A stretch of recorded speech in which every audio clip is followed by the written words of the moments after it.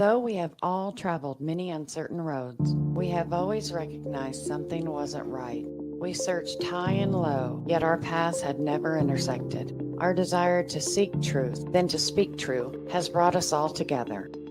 That thing of ours is rooted in truth, because truth is the only unshakable foundation. In the greatest book, it states in John 8:32, "For ye shall know the truth, and the truth shall make you free."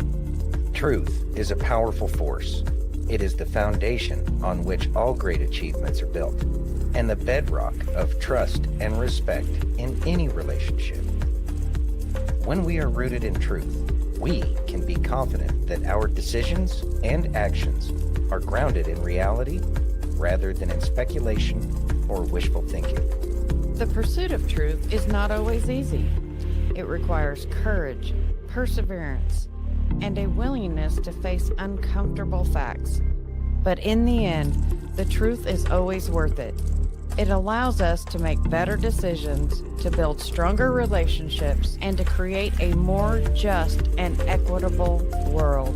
From politics and world events to entertainment and pop culture, we've got you covered. We'll explore our history and the stories that matter to uncover the truth that lies at the heart of each one.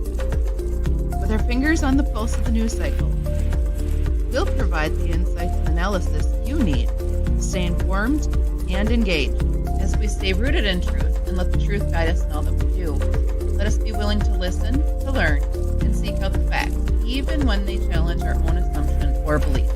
Let us never forget that the pursuit of truth is not just an individual endeavor, but a collective one. Only by working together, With honesty and integrity, can we build a better future for ourselves And for generations to come. This is That Thing of Ours.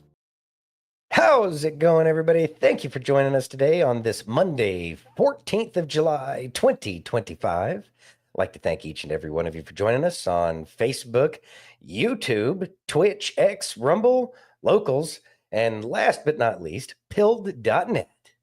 and if you haven't already, please take a minute and hit that thumbs up.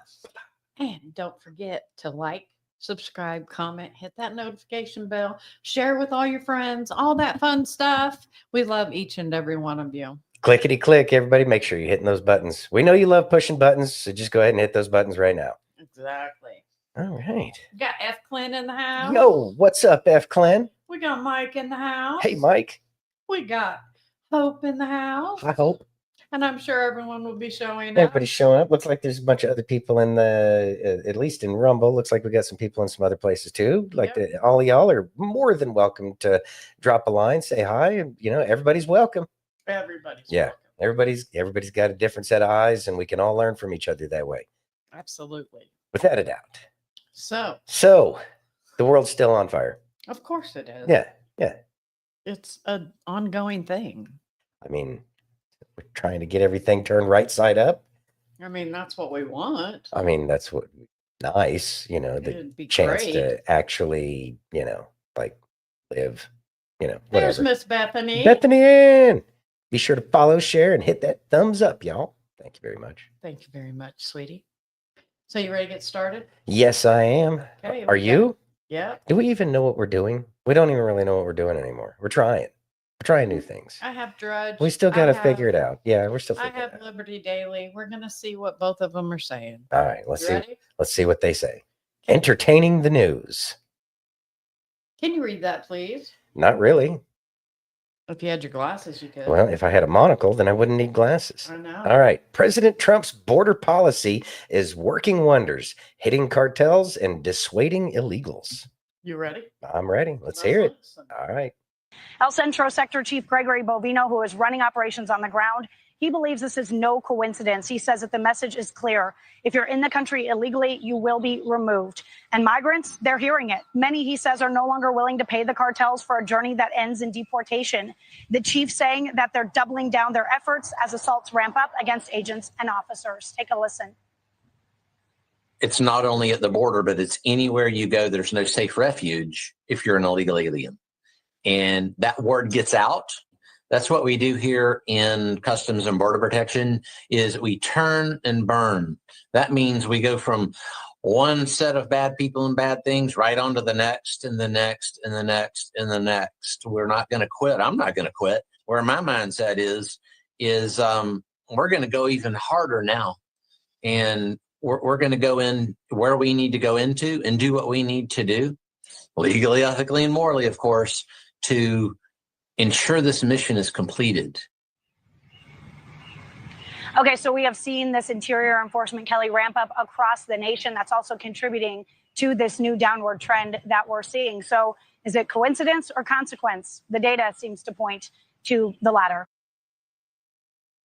So All right. Well, I think one of the big things that was really pointed out there, yes, we're going after these people who are here illegally.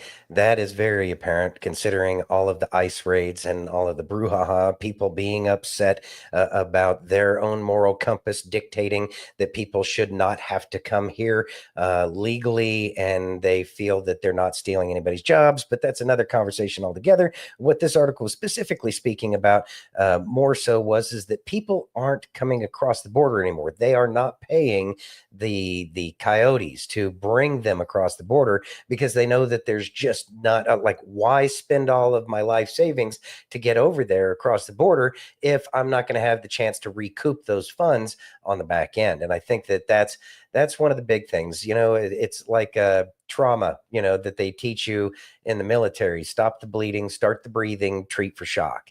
And so by people not coming across the border anymore, that's stopping the bleeding, you know. And now we are trying to get everything, you know, that firm foundation. It's not going to be pretty. It's going to be ugly. People are going to be mad, but you can't make an omelet without cracking a few eggs, and it's just not working, you know. right. It's not working the way so many people, well, like Mike said, mass deportation is what I voted for. Same thing with over 50% of the nation. That was what they cared about. That's why President Trump got in office yet again. Yes. I know it was well over 50%.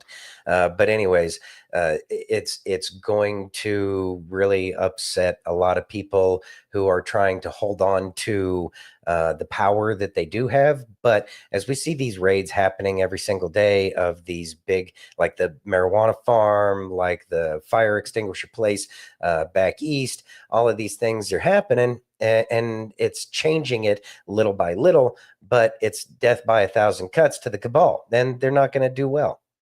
Chops, what's up, Chops? How you doing, man? Thank you. What? We're glad to be Yeah, back. welcome back. Yeah. Oh, And yeah, we're that's right glad over there you're on back. Pilled. Yes, glad we're back on Pilled too. Yeah. Yeah. We are. Certainly miss Pilled. Yes. You ready? They are one of the solid free speech channels there. Yes. Mm-hmm. You ready? Yeah. So this, What's up, Liberty or Death? we're glad you rated Right this away, script. sir. Right away. So this is what. Oh, there's like a little cool picture and everything. That's badass. You ready? This is what Drudge is. I guess I'm done with the sidetrack. Can you read that? Not really. Hold on. Let me blow this thing up. Oh, yeah. Resistance 2.0 protests get louder and more organized. Yeah, this was a real interesting piece. It's pretty lefty, but then again, consider the source. It's MSN, but we do need the information from both sides. And again, the language is very leading in terms of how people should think. Let's see, but I do think the government should make a defined way to enter legally. Yes, agreed, 100%. Agreed. Okay, so what this article really gets at, because there's no video for this one, right? Right. Okay, so this one, it's really talking. Hey, C-Stretch. Hey, C-Strike, how you doing, man? We're glad to be back. Glad to be back, and we're happy to see you here too. So they're talking about how the protests are gaining momentum and that they're getting more and more people to protest all of these things that President Trump has been doing with ICE, these immigration raids. Now, I will say, as a counter to that, we're starting to see yesterday, President Trump issued an order telling the immigration officials that they do have the right and the ability to defend themselves. Not only that, but they also are being told that they need to detain these agitators, because in the end, they're really starting to look like insurrectionists. And I believe Mike talked about that yesterday. He had mentioned that yesterday as well, that, you know, it's all boiling. It's coming to a head. Right. And with the immigration officers now being not only authorized but encouraged to take down these people who are throwing rocks. These are deadly projectiles that they're throwing at moving vehicles. And you don't even have to throw it if the car is going fast enough. It'll go right through the windshield and take the people out. It's absolutely horrific kind of thing. And so now a lot of these agitators that don't really want to put that much of themselves on the line are going to lose a lot of their motivation and drive to go out there and continue to throw rocks. The only people that are going to be doing this at this point in time, and I'm sure that those people are going to change their tactics as well, because they know that now they can be arrested for doing these kinds of things. But we've seen a gun get pulled out to take shots at the officers. Fortunately, none of those rounds hit anybody as far as we know, but it is definitely the nature of all of this is starting to change. Let's see. Jenny! Watch out for the frogs, Jenny. Watch out for the frogs, Jenny. So is that all you have on that one? I think, I mean, you can pop open the comments there on the left-hand side. And some of those are there was a couple of them. And people are kind of saying a little bit of the same thing.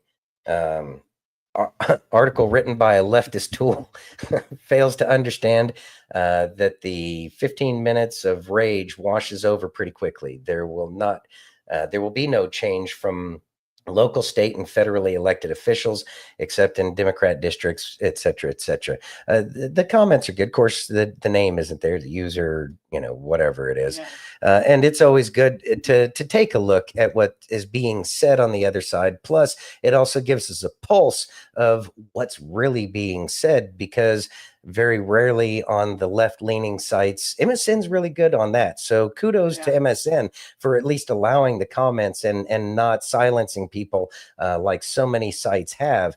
But they are allowing people to talk. And of course, there's the release the Epstein files, and that's going to be a sore point. Someone that actually has his name out there. Jay Sean. Protest all day, every day, commit violence acts, though, and you will be held accountable outside of California. And he's outside of Cali. But that's changing in Cali as well. Yeah. And how long ago did it look like what's his face was had his face change? Who? It disappeared. Newsom. Oh, Newsom. Yeah, it's Newsom. Been like a year. Yeah, it's been a long time. It was back when he got reelected. Yeah, it's been a while. Reelected. Yeah, reelected. Yeah, whatever.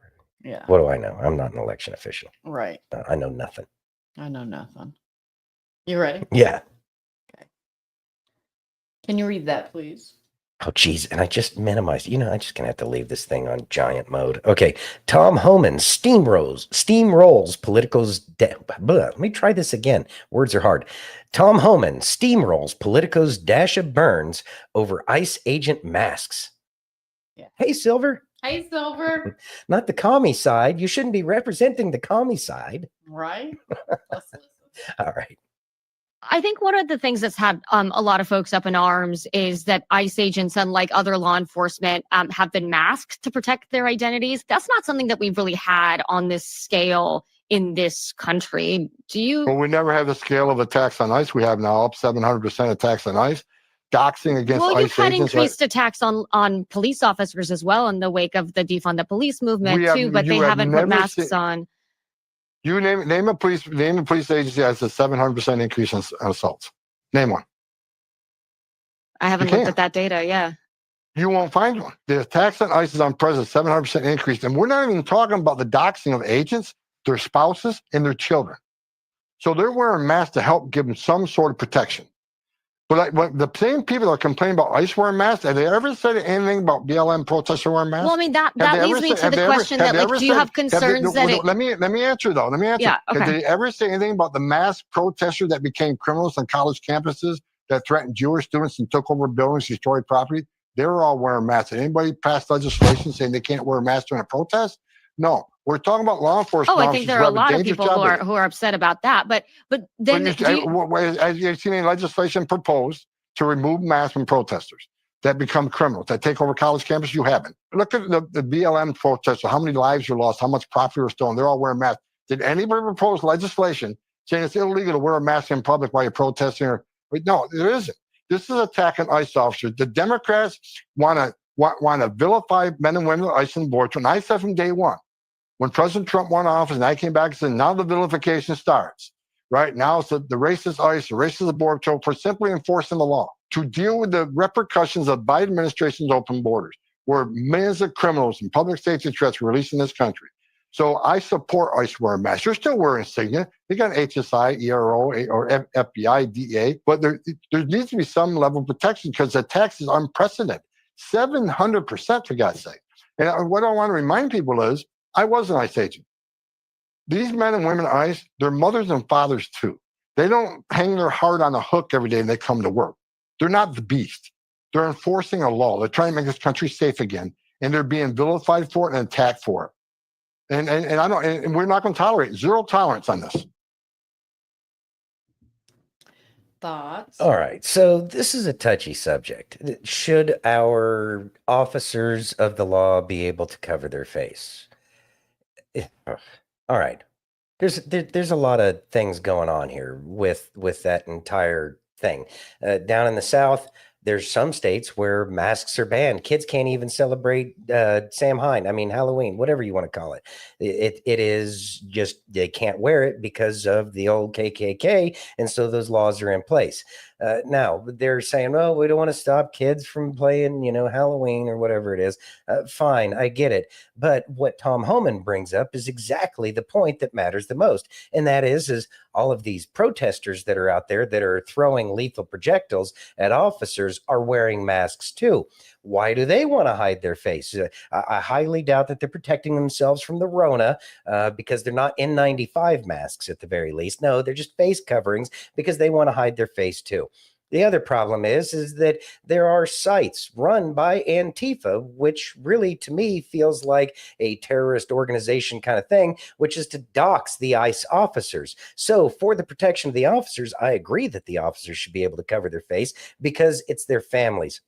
And this is the difference. Back in the day, criminals used to recognize families are no-go. You don't touch the families. They're not playing the game. The people that are playing the game are the people actually out there doing it. And since there is that drop of even the criminal level of moral compass where you don't have the civilians get involved, the civilians are very much involved anymore. And that is not fair. So in order to protect the families, 100%, I agree that the officers should be allowed to cover their face, especially when there are terrorists out there that are covering their face. So what's good for the goose is good for the gander, as far as I'm concerned. And I cannot think of anything in the Constitution. Hold on, let me think about this for a second. No, there's nothing in the Constitution that I can think of.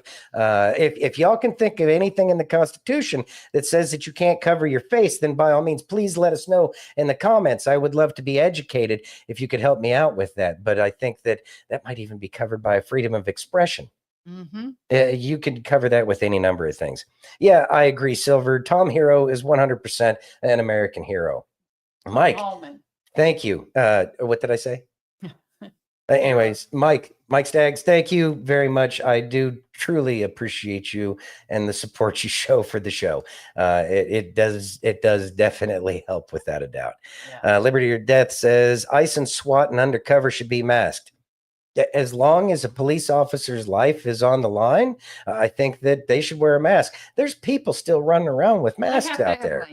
Yeah, they have families, and they've been doxing them. And right. That's not right. The women who married these men and the men who married these women and their children didn't sign up for this. Right. Just like when you were in the military, I didn't sign up for it. But the press I should have been, been protected like I was on base housing. And these people should be protected. And if that means they have to cover their face so that they don't get doxxed, so be it. Right. I think that's important. I think it's extremely important. Yes, very much so. Hope I couldn't have said it better myself. Thank Right. you. We missed you guys. We missed y'all too. Yeah, we missed all of y'all's. All right. Aw, Aw. thank you. Y'all are Hey, amazing. Steph. Hey, Steph. Good I- evening. I hope you had a great dinner. Hope Diener was a wiener. Oh, yes, please. Smash that like button, right? Yep. Yes. Thank you very much. That does definitely help us out. Yes. You ready? Yes. Let's listen to some Kelly. All right. We could use some Kelly. We could. And guess what? I know the sound's on today. Hey, Christian, can I encourage you today? Look, there is a two-word phrase, 2 words, that if you would remove it from your life, would change everything. 2 words. I thought. I thought. Those 2 words right there have prevented and stopped so many people from receiving the amazing blessings and promises that God has for them. I thought.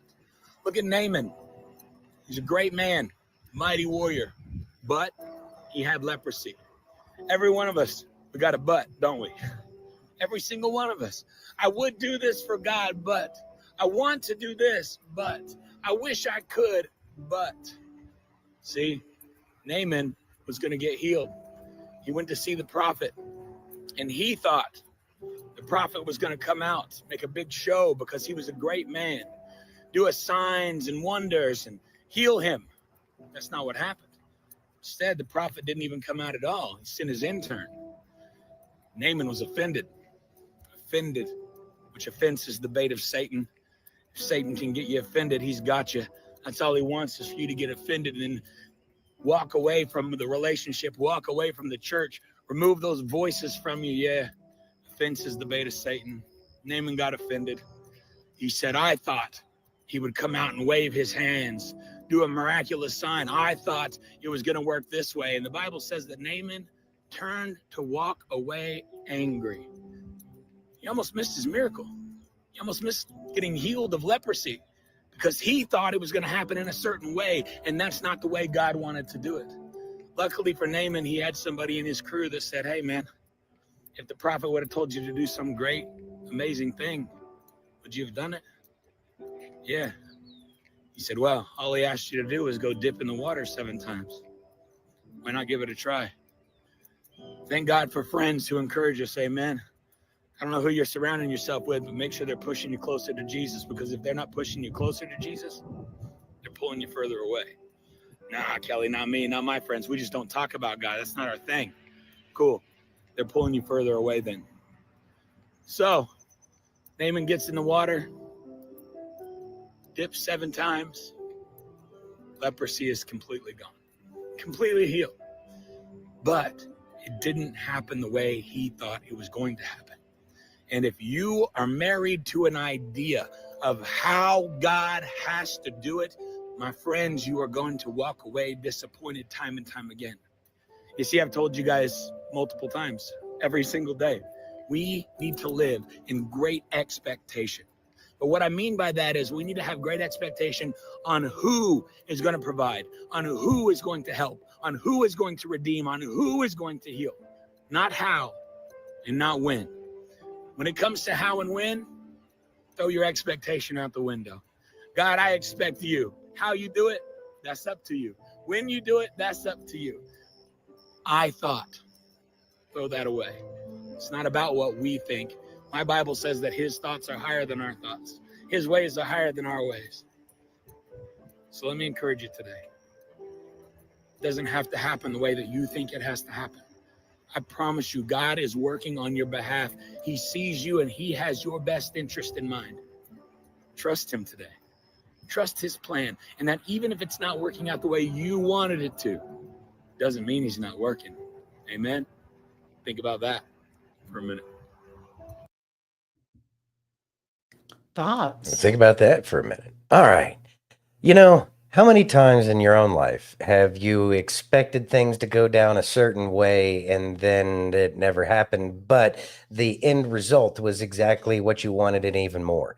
I know we've all had that experience. I know that I've had that experience. There's many times where I felt like, oh, it's got to happen this way, otherwise it can't happen.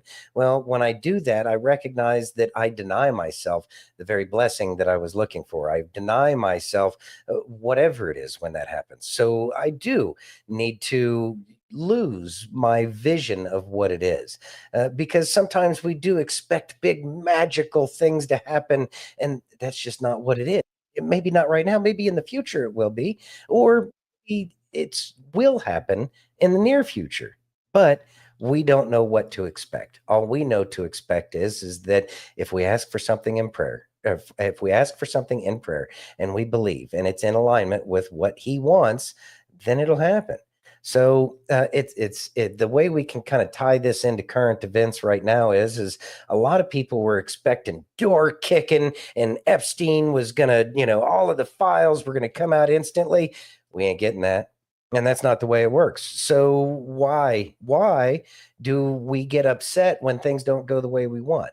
And I think that that's a prime example. And maybe that should help guide us in terms of take a deep breath, relax. Yes, there's a lot of things that look like it could go very bad very quickly. But you know what? You got to keep your faith. And keeping the faith is what's going to keep you calm through the storms. And boy, is it stormy right now. But everything's going to be fine. Everything's going to be fine. Hey, Ghost Pepper, thanks for joining. Yeah. Appreciate seeing you again. This guy is waking up. He is waking a lot of people up, without a doubt. Thank God for unanswered prayers. Sometimes for that too, huh? Something sounds like bad news and later it turns into good news. And that is an excellent point too. Sometimes when we have something bad that happens to us, it saves us from something even worse.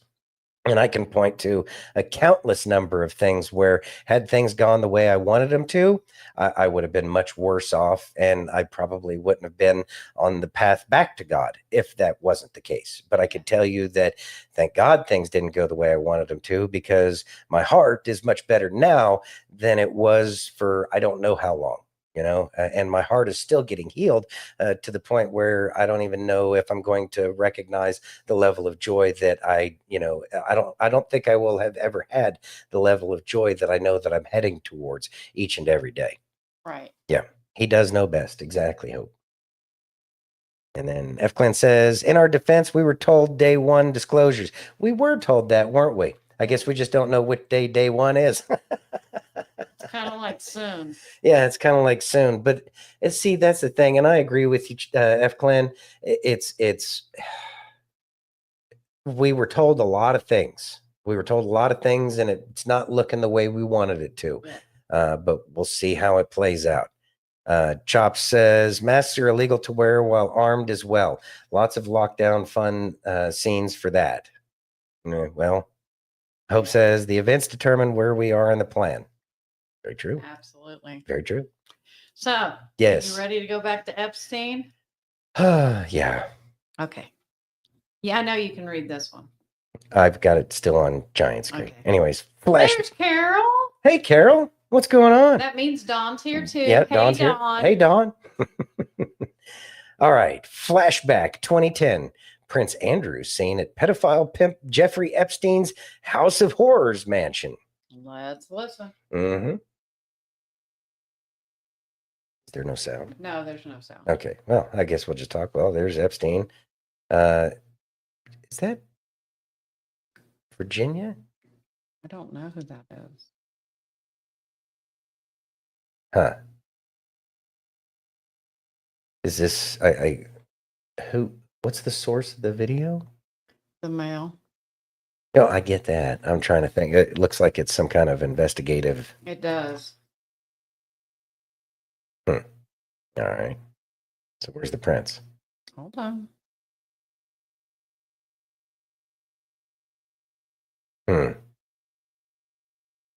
Interesting.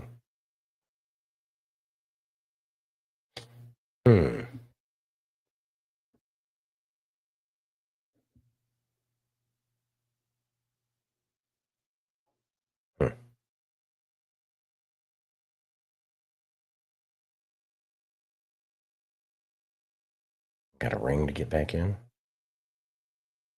Now, who's this? I don't know. All right.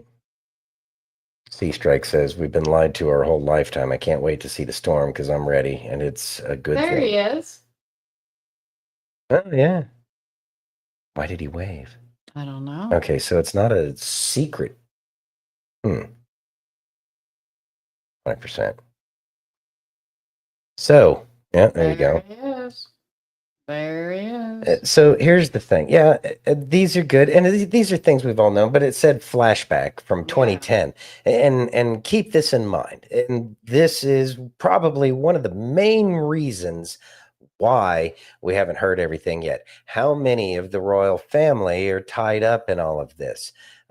Is the current royal family tied up in this? Is this something that's the royal family has been involved in since, King Henry the First? Or is this Sir Richard the Lionheart? Did he or King Richard the Lionheart? Is he? I'm not good on my royalty. Forgive me. Anyways, how long has this been going on? Is this how they've maintained their crown? I have no idea.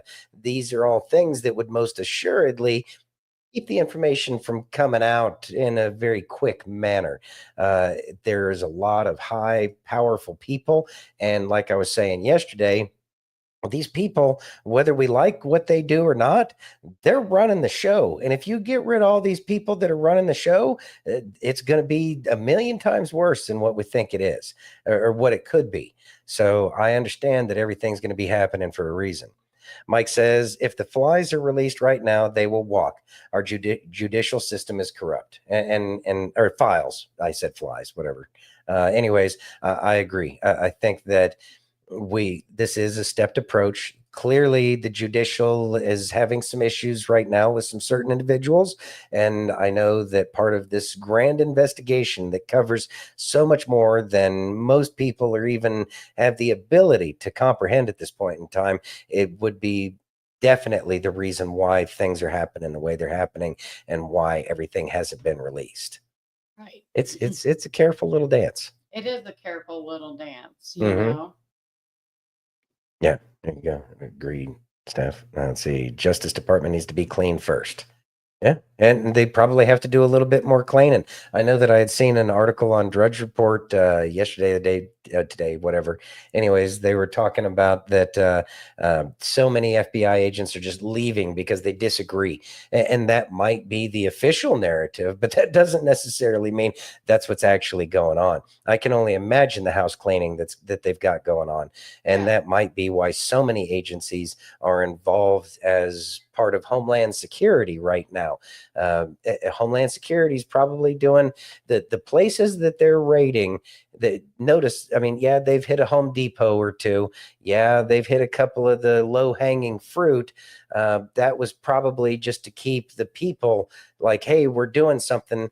But most of the raids that we're not seeing, they have all of these agents that are out there finding people right now.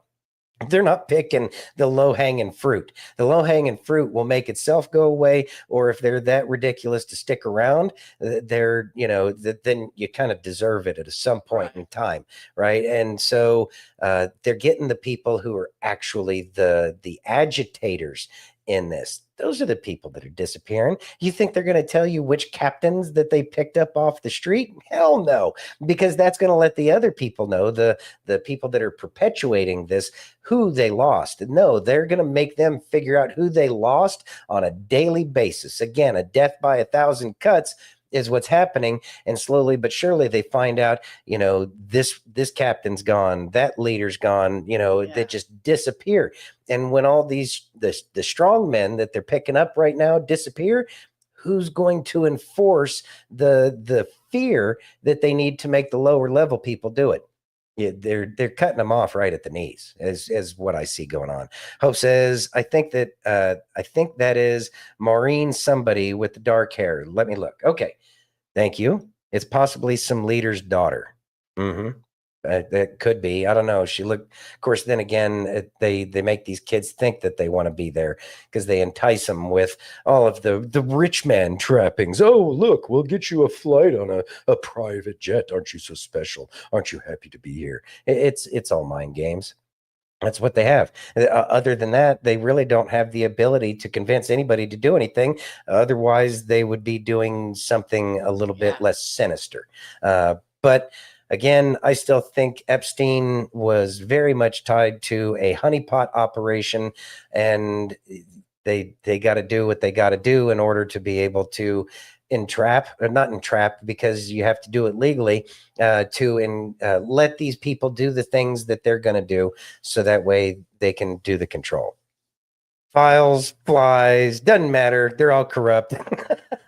Thank you. There you go. Comey's daughter, Maureen Comey. Yeah, there was just an Oh, article about her on Drudge. wow. Oh, You ready? that would be, and isn't that interesting? There was something about her in the news, and then all of a sudden this 10-year-old thing pops up. Wow. Hanging out with Epstein there right off the bat. Yeah. Weird. Ready? Mm-hmm. Can you read that? I can. Would you? I will. Tucker Carlson on the Jeffrey Epstein scandal. Israel is implicated. Let's listen. I think everybody kind of already knows that, though. I know, but we're still going to hear his. Yeah, And then we're let's going to hear from Drudge. really. Yeah. All righty, let's hear it. Let's see what we got. What do you think about this weird backpedaling with Epstein and the Trump admin? I think it's tragic. I mean, it's awful.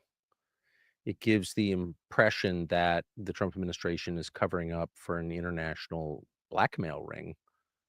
True or not, that's devastating. You know, people who voted for Trump voted for him precisely, not just on Epstein as an issue, but more broadly because they're out of political options. I mean, they figured out that both the parties are aligned on the questions that matter, the war, foreign policy, and the economy.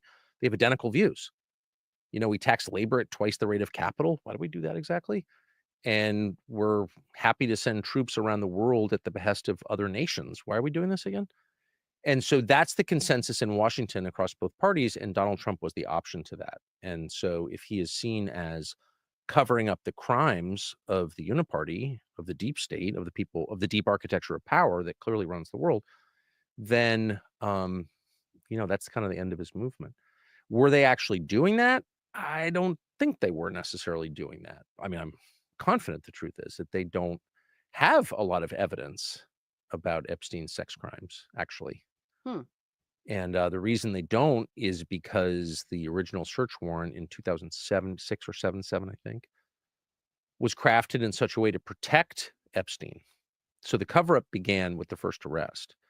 And as a result of that, the Department of Justice doesn't have some giant corpus of like videotapes of Epstein having sex with children. In fact, I've never heard it credibly alleged Epstein had sex with anybody.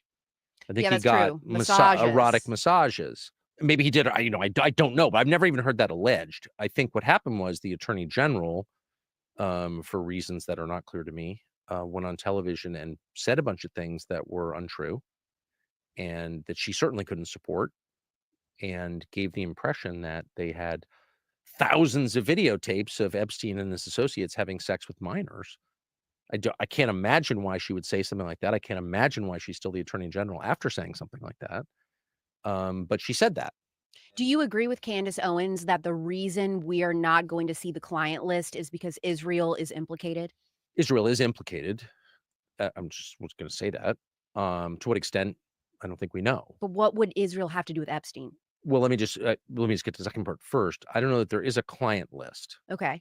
The only list that I'm aware of is a list held by attorneys of the 25 men who have settled with women who claim they were trafficked by Epstein. So there have been a series of civil cases about this. And I think some of those women were represented by David Boies, who's one of the most famous lawyers in America. I mean, this is all like on the internet. And there is a list of the people who've settled. It's not public, probably could be public.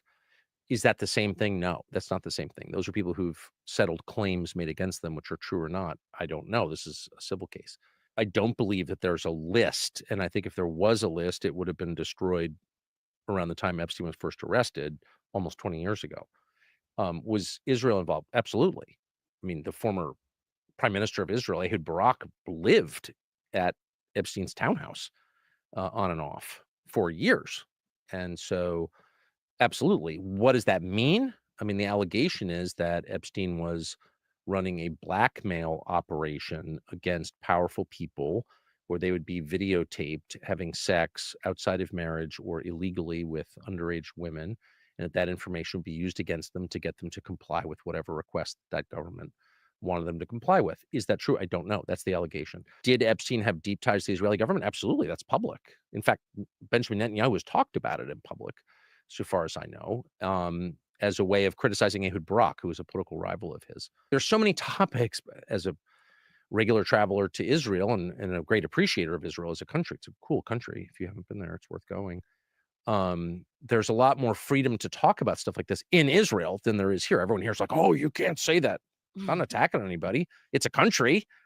Lots of countries, you know what I mean? Like I could get up and say the CIA was running Epstein. I don't think they were. Right. And everyone would be like, okay, the CIA was. If you get up and you say Mossad's running Epstein, it's like you're a Nazi or something. Well, of course, I'm not a Nazi. And I don't know that they were running Epstein, but I know that we shouldn't be embarrassed about having a straightforward conversation about the facts about anything, including this. And we can say conclusively he had extensive ties to the Israeli government. What were they? Well, they won't answer that question. Well, as we're recording this, Dan Bongino is threatening to resign if Pam Bondi does not resign as AG. What does that tell us, in your opinion? Well, it tells us that Dan Bongino got shafted, completely shafted. And I'm saying this as a friend of his and someone who respects and likes him, but also just as an observer, an informed observer of it. So Pam Bondi, who's, by the way, I don't hate Pam Bondi. She's a totally nice person. If she was here, you would enjoy, I don't know if you know her, but she's a very nice person. Not against Pam Bondi in the slightest. But the fact is she got on television on Fox News and started saying stuff like, I've got the client list on my desk. And actually, no, you don't. And I've got thousands of videos of Epstein having sex with kids. Well, actually, no, you don't. Most of the material was commercial porn taken off his computer. Like, that's just not true. Why did she say that? Probably because she's insecure and she's trying to please the audience, I would expect. Do you think Dan is upset because his integrity is being questioned now over her mistakes? Oh my gosh.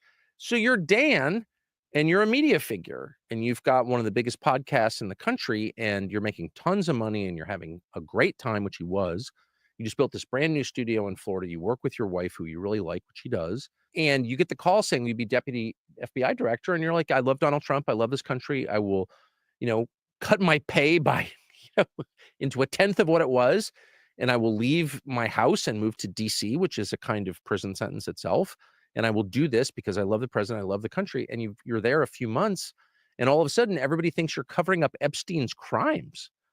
And it kind of wrecks Dan's career. Like he can't go back. It's going to be very hard at this point. I mean, things may change, but as of today, pretty hard for Dan to go back to his podcast audience and be like, I'm telling you the truth when they all think that he's covering up for Epstein. Who did that? Pam Bondi did that. And I don't know that she did it on purpose. I'm assuming not. I don't think she's a mean person. I've never gotten that sense.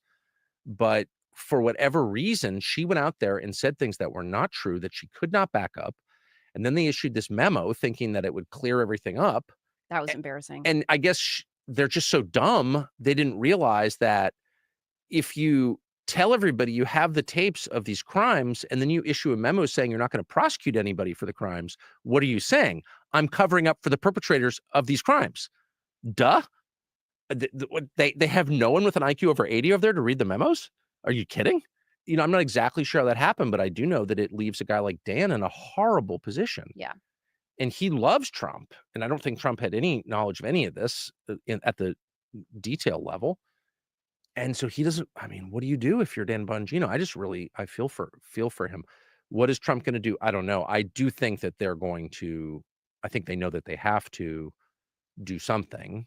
I think it's absolutely fair to ask, to what extent was Epstein involved in a foreign intelligence operation on our soil? This is our country. This country doesn't belong to any foreign country. Okay, this is our country. I was born here. I pay taxes here. So if some foreign country, I don't care if you claim it's our ally or not, is running an intel operation on my soil, I have a right to know what that was. And don't make me feel like I'm some kind of Nazi for asking. I'm an American. I have an absolute right to know that. All right. Thoughts? All right. So let me share this here real quick because this ties into kind of exactly what Mike was pointing out there. And that is that Jeffrey Epstein's accomplice, it's Daily Mail, Jeffrey Epstein's accomplice. I have that. Oh, well, here we are. Ghislaine Maxwell is ready to reveal truth of the pedo client list, say insiders. So why are Republicans blocking her? I'm having some word issues today. Anyway, so this is kind of exactly what's going on. This is part of the game that's happening in terms of keeping the conversation alive. What's happening? These are both sides are throwing their information out there to try to force the other side's hand to do something that they don't want to do. Right now, it really feels like a giant game of chicken, and that giant game of chicken is being played out right in front of our eyes. So all we can do is hope and pray that everything happens that's going to create the most peaceful resolution to all of this. There's not much good that's going to come out in the back end of this client list coming out. We have to understand that there is a lot more going on that we don't see, we don't understand, and there's so many things that people aren't even considering as to why these lists haven't come out yet, why these people aren't getting their doors kicked in. And I'm going to say that if that was to happen, much worse things would be happening right now if they went ahead and just full bore, America, the whole thing. And Mike says, Epstein was CIA. It was us. I believe that it was a joint operation. I do believe that our nation is directly tied to the nation of Israel. But I think that spiritually, I think that that's kind of has to be the case. And I know a lot of people are going to disagree with me on that one.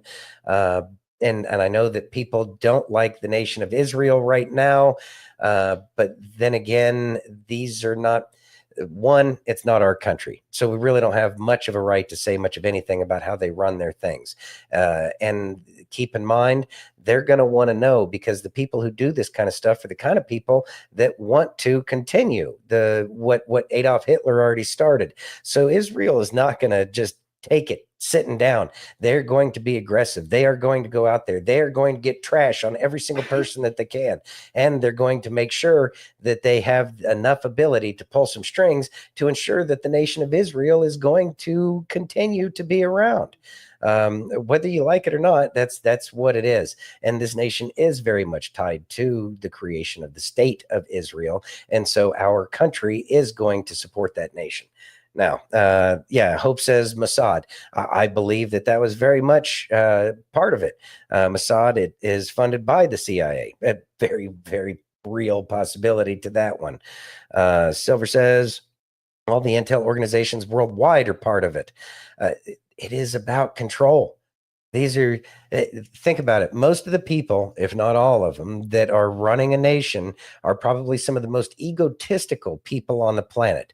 Those egotistical people also have the chops and the desire to put themselves through this kind of crap, despite, all of the mud that's slung.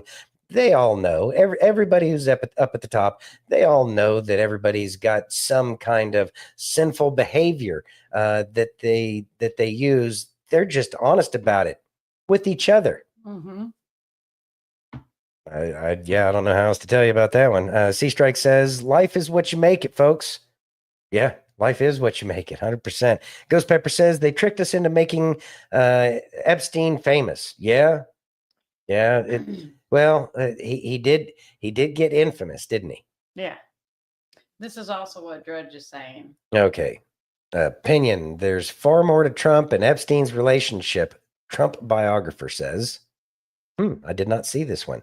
Okay, just going to go over the first paragraph here. Years after his apparent suicide in a Manhattan federal lockup, the notorious sex offender and financial manipulator Jeffrey Epstein has returned from the dead to haunt Donald Trump and instigate a massive rupture in Trump's government and MAGA movement. That's what they say, but I have a feeling that this is a very thought out and carefully laid out plan that we're watching right now. I do too. There's a lot more going on in the background. We have no idea what's happening. Yep. That's all I got right now. Yep. We're done with Epstein. We're done with Epstein. You ready? Yeah. Here's your favorite guy. I like him. Other than Kelly. If somebody's unrepentant, pray them into the hands of the devil. We care so much about you, we rather you feel the pain of your sin than die and go to hell for all eternity. So, man, since you won't repent, since you won't listen, I'm not praying bless them. I'm praying, Lord, deal with them aggressively. Release them to the hands of the devil. Wreck their whole life. tear everything out. Put them in a place where they come to a point of extremity where they have no other option but to repent. You know, there's a song by Sidewalk. There's a song by Sidewalk Prophets, and it is called. Hold on.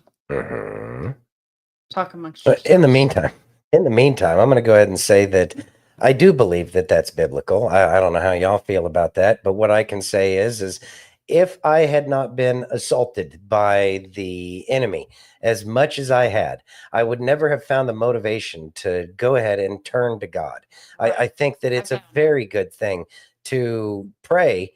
Well, this is part of praying for your enemies. We are supposed to pray for our enemies. We're not supposed to pray that, or we don't have to pray that they get all of the blessings of life. But what we do pray for is that they learn and learn only a way that God could teach them, because we can't teach people anything. Everything that's done is done by God.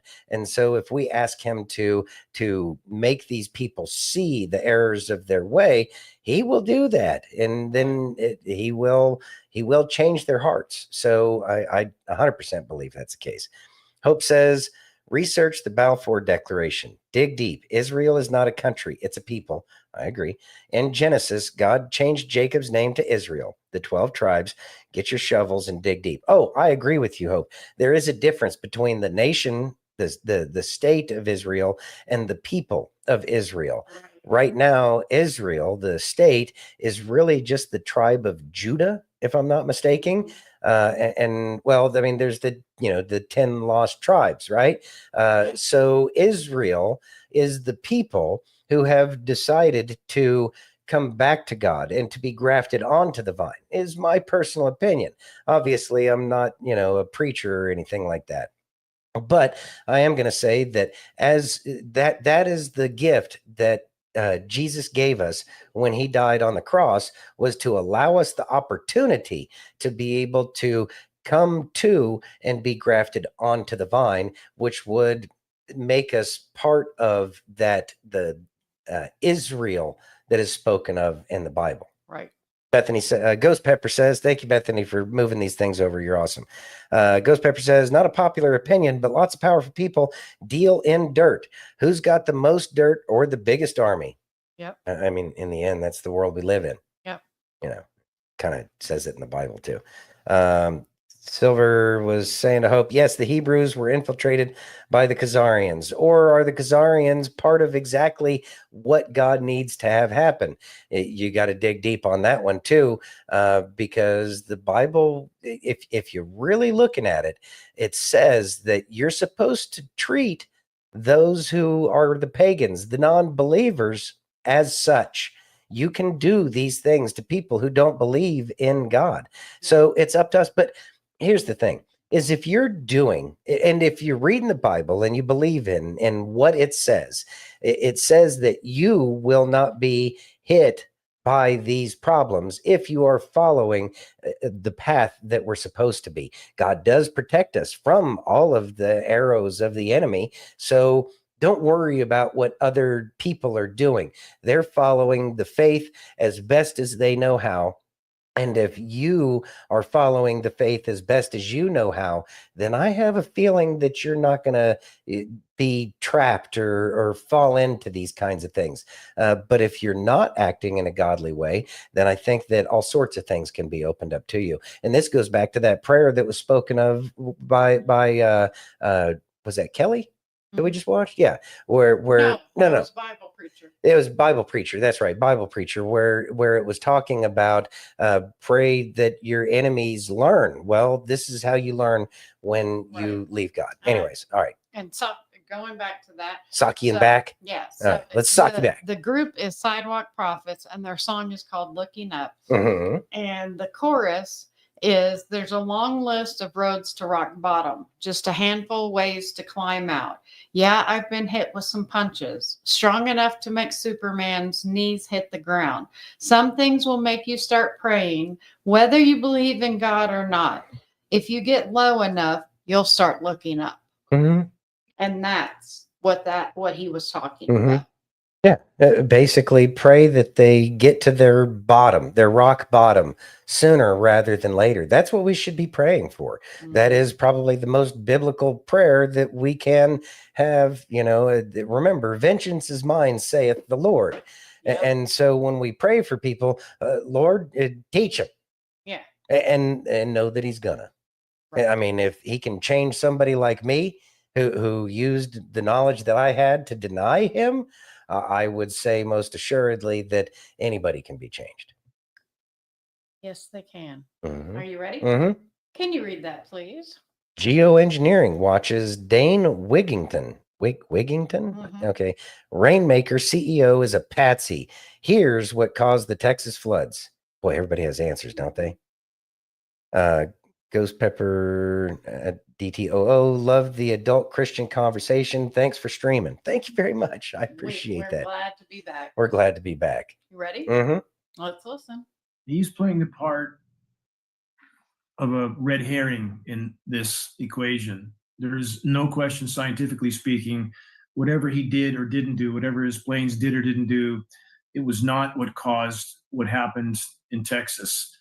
And to further back that up, aside from the time gap between whatever he did and the meager amount of material that their aircraft would have dropped, perhaps 5 to 10 pounds at most, what kept that moisture, this is critically important, what kept that moisture precipitating in one spot was frequency transmission manipulation from the NEXRAD transmitter network. We recorded it. We recorded the same thing with Hurricane Harvey, and that's how they knew Harvey would end up where it did 7 days in advance and stay there for 3 days and dump 50 inches of rain, because the frequency transmissions, they have a repelling effect against the air mass and the moisture accumulation. And when you activate those transmissions all around that moisture accumulation, you hold it stationary and it precipitates out in one spot. And that's exactly what happened in Texas. And that definitely has nothing to do with whatever he did, but he's playing the part of mass distraction. Maybe that's the point. Maybe that's the involvement with Thiel. Again, that is definitely what he has done in a big way, showing up in every major media, everything, taking the focus off of the elephant in the equation, climate intervention operations. So he's like the Oswald. Yep. Thank you. So it's like what Oswald was to the JFK shooting. That's what this guy is to this cloud seeding and geoengineering. Thoughts? It makes sense. They're always going to throw out somebody that doesn't matter to throw you off of the scent. And that's kind of what the definition of a red herring, second definition, a clue or piece of information that is or intended to be misleading or distracting. Huh. And it was a perfect choice of words, because you got to throw somebody under the bus here, because he doesn't have all the technology we have. He's not going to lead anybody to what we're doing. So whenever they throw out that sacrificial lamb, that Lee Harvey Oswald, who may in fact be tied into it, the scapegoat, but they don't have all the information. They have just enough. They figured, oh, this guy's an idiot, so we'll use him. They do that all the time. They feel that people are usable like that. But then again, people's ego kind of dictates that, oh, okay, yeah, I can make all sorts of money. Oh, all I have to do is seed these clouds, not paying attention to whatever's going on. And yeah, they throw this dude under the bus. He doesn't know anybody. If he starts talking, well, it's probably the end of that guy. And that's not a good place to be either. So yeah, don't get wrapped up in that, because we have I know there's people who research all that weather engineering stuff, and there's so many bigger things. I mean, shoot, they even had that article from Top Gear where they went to Alabama, where the space the NASA center is. Yeah. And that was like 20 years ago, and they were making rain clouds. Yeah.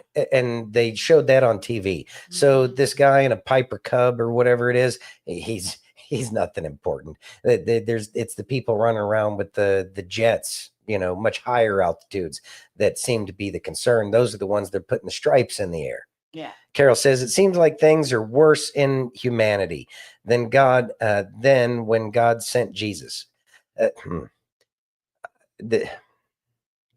my opinion on that, and it's just an opinion, is that we probably, well, I do believe that the 1,000-year reign had already happened. I do believe that we're in Satan's little season, and I believe that it's about to come back on the other side.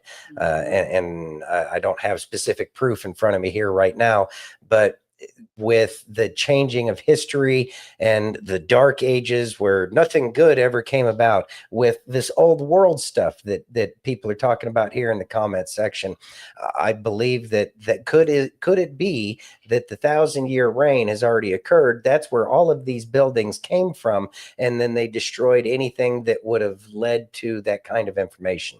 I think there's so much information that we have no idea. I think things were a million times better. That's why we have the buildings we have. And I think that they got destroyed. It seems like there was some weird thing around 1032 or early 1000 AD to include here in the Americas, where there was absolute chaos and pandemonium, and people, that's where the cliff dwellings came in, was about that 1100 AD. Everything out here in the West, where people living in the cliffs out west in like Arizona and everything. There's a lot of the history that we have no clue. Well, yeah, and here too. So I don't know how long it's going to take for this information to come out, but I sure do hope that it comes out soon. Anyways, Carol says things are worse now. That's what I was saying. They have definitely gotten worse, but I think that that's because that Satan has been getting his claws into so many people. But that's how we learn, is to find out how shitty everything really is when we take God out of our lives. Silver says it does, but evil forces have seen their heyday now. I believe that 100%. I believe that they have seen their heyday and that things are turning. But that's why we're seeing everything. It looks like to me everything's turning right side up. But we also didn't get to this point overnight. It's not going to happen day one. I hear you. That's what they said, but that's not the case. Augustus Dorico, CEO of Rainmaker. You know what I think about him? Steve's favorite button. Steve's favorite button. Oh. That one. That's what I think about him. You ready? Yeah. Been making rain since the Dust Bowl. I know. Over 100 years ago. All right. Can you read that, please? I can. Paulina Luna says, details from Secret Service actions in Butler don't smell right. Boy, I'm glad we're getting to that. Let's listen. Mm-hmm. Wait. I believe that, Mike. Mike says, I believe we're heading into a revival and harvest. Amen. I believe that too. I believe that with every fiber of my being. Yep.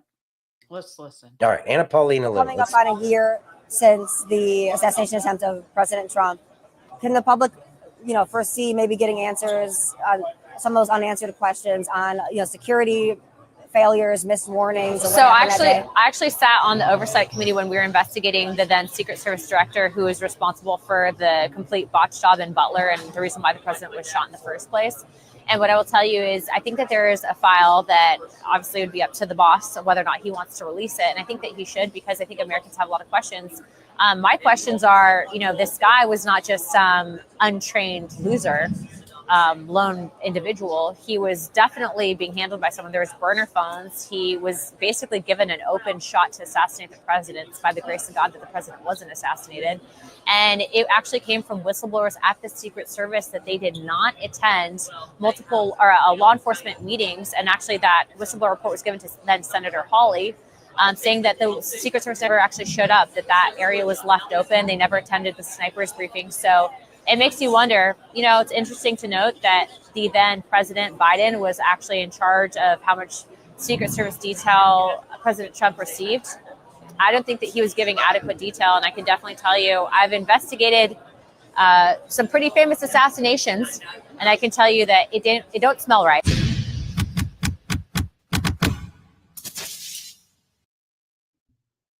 All right. Thoughts? So, seeing some news articles start to come out about the whole thing. There was an article today that I had seen where they were talking about Trump still says that he's got like throbbing and ringing in his ear from the assassination attempt. And granted, it's the 1 year anniversary, and maybe this is just to keep it fresh in people's minds. But this is, I believe that this is some kind of predictive programming, possibly, to let us know, keep it in our minds, keep it up at the forefront, to let us know that something is coming up in the news here in the somewhat near future, or it's just to keep it working in people's mind that this is what happened. Keep in mind, we're heading into this election season again, and so that is going to play in minds about, they did try to, take this dude out. They tried to take out the president. And so, and he's doing good things. But the thing is most people aren't feeling the economy starting to come back. And that's going to be the thing that holds them back in terms of getting or maintaining that momentum. But I also know that President Trump is a master at getting people to be motivated about doing things. And so I do believe that this is all part of a plan. It's playing out slow, but I know that we're going to hear something about Butler here soon, especially as we're starting to hear about Comey's daughter. This thing that we showed earlier, 10 years ago was that video that it was put out about Epstein and the prince and 15 years ago. So I'm going to say that look at the bubbles of the boiling water and see what those things are telling you. And those bubbles are telling us that this stuff is getting brought up to the top of the pot, and it's coming off, and it's gonna come out soon. It's just taking a lot of time, and I know it's difficult to maintain the faith and patience, but like it's always said, soon. Ghost Pepper says, yep. Yeah. You ready? Yes. Can you read that, please? Greg Gutfeld on Donald Trump. We don't deserve him. Ready? All right. Let's listen to Greg. All right. I know. I can hear the left already. Oh, Lord have mercy. When fans of Obama talk about Obama, they talk about him in solemn terms, in serious terms. That's so true. When people who like Trump talk about him, they're laughing. I stole this line from Michael Malice. Whenever Trump says something, I go, we don't deserve him. No matter what he does, you can't help but smile. And when you're defending him, it's fun. When you're not defending him, it's even fun. I mean, it's like, for example, he just did he posted on Truth Social about stripping Rosie, what's her name again? Rosie O'Donnell's citizenship, which is impossible. We know it's impossible. We know it's hilarious, but it makes news, and you see all the people on the liberal blog, social media, pulling their hair out. Autocracy. He wants to strip Rosie O'Donnell of her citizen. No, he doesn't. He's just sticking his finger in your eye, and we love every minute of it. Thoughts? Greg Gutfeld is great. I love that dude. So how much of that do you know to be true? It's one of the things that we do kind of appreciate about President Trump. And I know that it's offensive to a lot of people, but let's think about the offenses that we've had to endure from the left, gaslighting the crap out of us for so long. And they would do much worse things, but they were serious when they would talk about stripping people of their citizenship. Trump just shows them a mirror. That's why they get angry. If you look at Psychology 101, if I'm not mistaken, I think it even says that it's a psychological projection. You get mad at the very thing that's inside of you. That's why you get mad about it. And that's how we can grow is okay, this is making me mad. What is it about me that makes me mad? And now, obviously, the people who are sitting there, getting all angry and their panties in a bunch about Trump saying, I'm going to strip her citizenship. And it's like, they lose their freaking mind. But They are being shown who they really are, because these are the things that they said. These are the things that they wanted. All you have to do is look at all of the protests that the left has done just over the previous Trump presidency. Never mind the crap that they said about President Bush. Understand that, you know, two wings, one bird kind of thing, and the possibility that Trump is, but I don't believe that's the case. I have no idea. We'll figure it out as time goes on, right? But anyways, remember they were, was it Game of Thrones where they had a mask of Bush on one of the pikes? Yeah, that's what it was. HBO had to edit that out. You know, that's the kind of vileness that we have been used to. And so when Rosie O'Donnell, who's already left, you know, and Trump says something about that, knowing he can't do anything, guess what all the left is doing? They're wasting their time, their energy. He's living rent-free in their heads.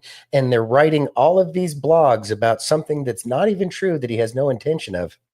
And they're not looking at what's actually going on. Meanwhile, they're looking at what's actually happening, that the left, if they weren't busy looking at things like that, would they actually be looking at? He plays them like a fiddle.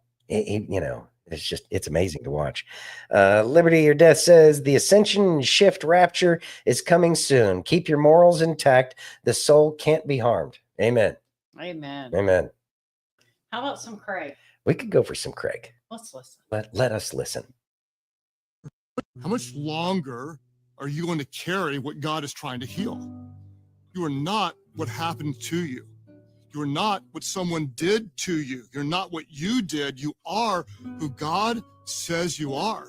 And God's word says you're chosen and you're loved and you're called for his purposes. Your past doesn't have to define you. God is doing something new, even if you can't see it yet. Thoughts? Craig Groeschel is an amazing speaker. Anyway, so keep in mind, and that's probably some of the greatest wisdom as we are going through this ascension shift rapture kind of change in the world that we're going through, is we've all made mistakes. You're human. We're all sinners. There's only one. We got 8 billion people on the planet today, let alone how many people throughout history are there. And there's only been one person who is perfect. So give yourself a little grace. One of the things that has helped me more than anything else is what makes my standards so much higher than God's, that he can forgive me and I feel that I can't. And we all need to keep that in mind, is we all make mistakes. You are not what you have done. You are not what other people have done to you. Those people aren't that. The trauma that they caused, we're all souls trying to understand how to live in this very broken world. And it's easy to get wrapped up in the brokenness of it because it looks like there's no hope. But that's why we have to continue to make the choices each and every day, each and every moment of every day, of the things that we do, to make sure that we're doing it in accordance with the law that God has given us. And if we are giving our 100% to following it as best as we can, with the understanding that we're going to make a mistake, and obviously everybody else is, because again, the one perfect one, we didn't keep him around for but 33 years before the people said that's enough of that. So just relax. It's going to happen. The kingdom is coming. I firmly believe that the kingdom is coming, and it may not be an instant thing. I don't know. It could be something that takes 1,000 years to happen. But either way, we're headed in the right direction now. Whereas before we weren't, we were heading backwards. And so praise be to God that things are starting to look better. And this momentum, it may seem slow, but this, how long does it take to get a train started? Right? So understand it's going to take some time, but it's happening. Bethany says, God wins. Keep him close because he is within and has already chosen your path. Try not to dictate your future or you'll be disappointed. That's a pretty good summation of the wisdoms that we have shared today. Yeah, because that's great, Bethany. Here's the thing, just like Kelly was talking about earlier, the word I thought. I got to stop doing that. Yeah. Thank you, Steph. I appreciate that. it doesn't always look like what we think it's going to look like. Right. It absolutely positively is his way. Mhm. We need to trust him. He's the ultimate author. He knows what our life is supposed to look like. Mhm. And no matter what, he knows how to keep us on track. And so when things are not going perfectly, you're probably not on the right path. And he's trying to move you to the right path. And I can tell you that, you know, there's been many times in my life when it's been like, wow, this just doesn't feel right. And You're fine, Bethany. you have to absolutely positively remember, trust the author. Yeah. Stop trying to steal the pen. He's got it. He knows what you're supposed to be doing. So let go of thought, let go of being offended, let go of all of it. And you are not your past, because no one's perfect. None of us are perfect. Correct. We're all just sinners. We are. We do our best not to. Yeah. But that spirit is given to us by God, especially as we strive to come closer to him every day. Yeah. All right. Liberty or Death says we are in a waking dream. Soul plan. We all have had freedom of choice. Be careful who you worship. God is in us all. Elohim upgraded humans many years ago. Amen. And Bethany, I know you were typing quickly. It's really okay. You're amazing. And Silver says the apostles questioned Jesus constantly. Yes, they did. Yeah. I know I would have tried his patience. I know I've been trying his patience. Yeah. Yeah. Anyways. All right. Steph says we are sinners saved by grace, and thank God for it. Amen. That's why he sent his son here. Oh, we need it because we couldn't do it. He was the only one. Yeah. Let me show y'all how it's done. Yeah, basically. It's our job. And this is the thing that I think that we all need to understand. And this is the way I understand what the Bible's telling me. And that is we have to do our part. God will come back. But I do believe that we need to clean ourselves first. So that way the harvest is plenty and the workers are few. Our job is to get as many other workers as possible, understanding that it's not us or our, thoughts, emotions, whatever. He puts us in the place to talk to people. It's up to us to make sure that we recognize the moment and that we take advantage of that. Delayed obedience is disobedience. And so when something is on your heart that you need to talk or do something about it, then by God, you better be doing it, because it may be the very thing that he needs to get done. So we have to listen to that calling, and we always have to be willing to give our testimony, because you never know how that testimony can save somebody's life. Yep. Sinner. Yes. Means miss the mark. Yep. 100%. And we all do. We're all sinners. We all miss the mark. We all miss the mark. Okay, you ready to talk about Russia and Ukraine? Russia. Russia. All right. Yeah. Let's listen. All right, fine. Or actually, would you read that, please? Oh, here we go with the reading again. Yes. Steve Bannon says the Senate is sneaking in the NDAA, a secret $500 million a year for Ukraine. 500 million. You ready? Obviously, something's happening for a reason. Yep. Let's listen.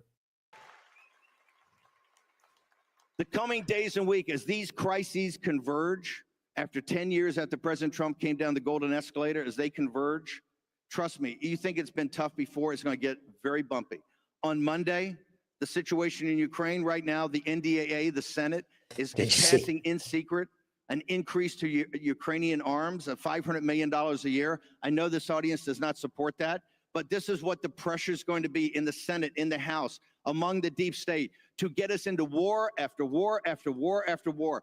And forget that the main war is the enemy within and what we've allowed inside our gates.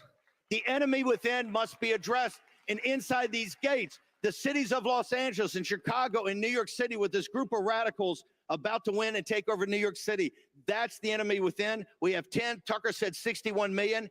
I don't care if it's 10 or 20, they all must be deported. Mass deportations now, amnesty never. If you falter, if you quit, if you say it's too hard, I don't believe anything anymore, we will lose. But if you hunker down and say, I'm with this, as long as it takes, as hard as it is, right, as many sacrifices I have to make, I guarantee you, we will be victorious just like we were in 24. Tampa SAS, you're the best. Thank you very much. Thoughts? I do like what Bannon has to say, and I appreciate it. You know, it's the process that we're going through is a difficult one, as we all know. The enemy is within. Who doesn't know that at this point in time? If nothing else, that's one thing the left and the right can both agree on. If you're team blue or you're team red, you can agree that you think that the enemy is within. Problem is we all disagree on who we think the enemy is, but that's more of a statement on each and every person's personal values.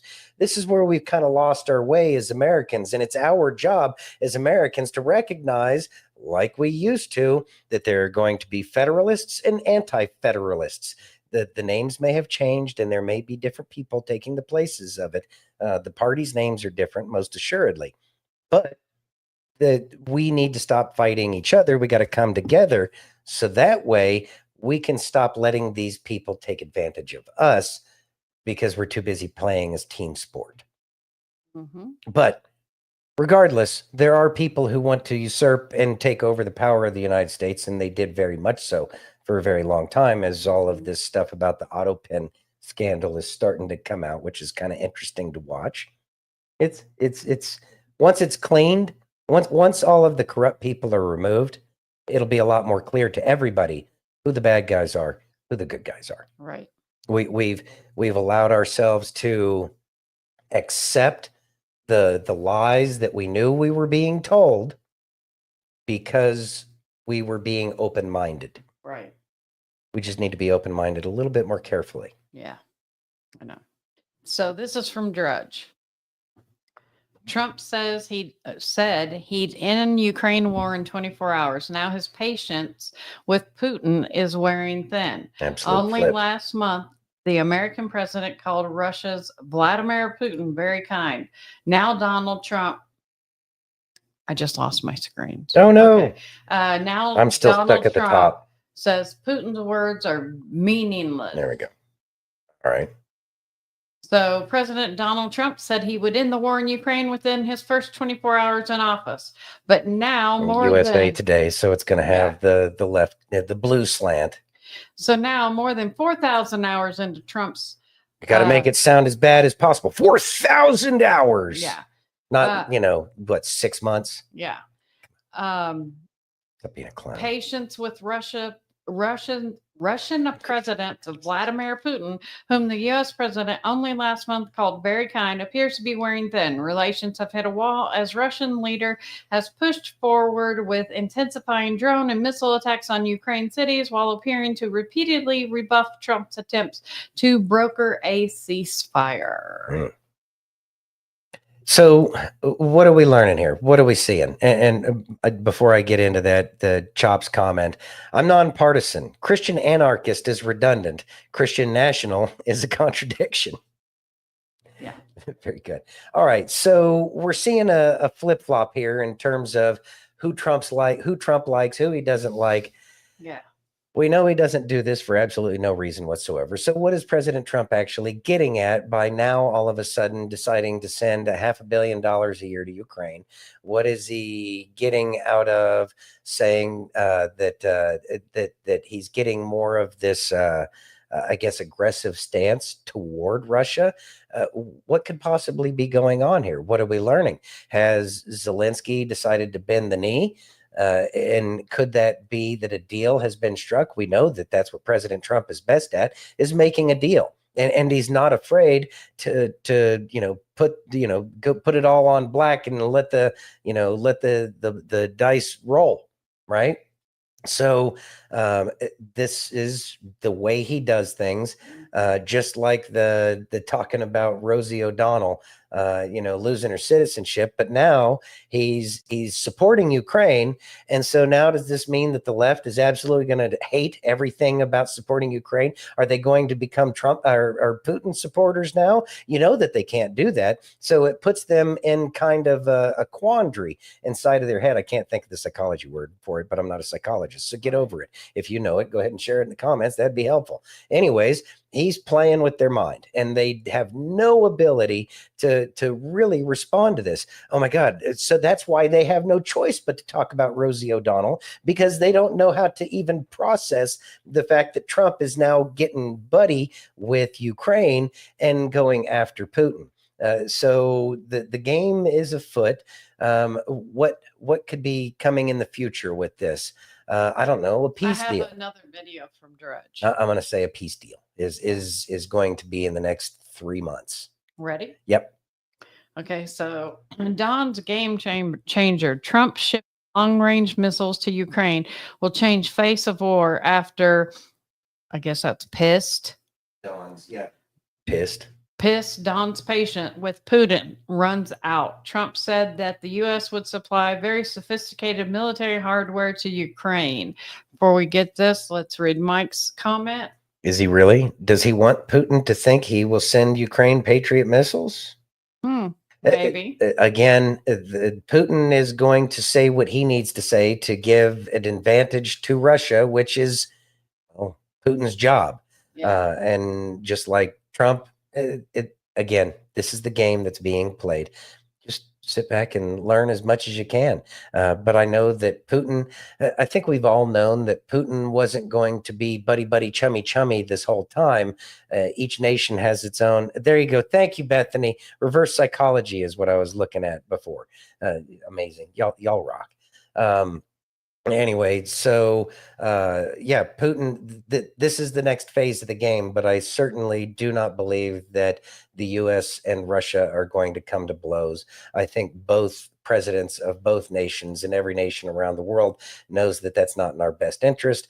Could it be that it's going to make Xi Jinping think that he has the ability to kind of sneak in some things that he didn't think he was going to do because Russia and the US are bickering at each other, therefore letting Xi Jinping fall into a trap? There's a million and one ways that Trump is working foreign policy. It is read the book Diplomacy by Henry Kissinger. I know nobody here probably likes Henry Kissinger at all, but the man knew diplomacy, and I'm sure that Trump not only knew Henry Kissinger, but he probably also read his book as well. Silver says, I think Trump and Putin are playing their parts together to look weak when they are strong. I think that that's a possibility as well. Moves and counter moves. There you go.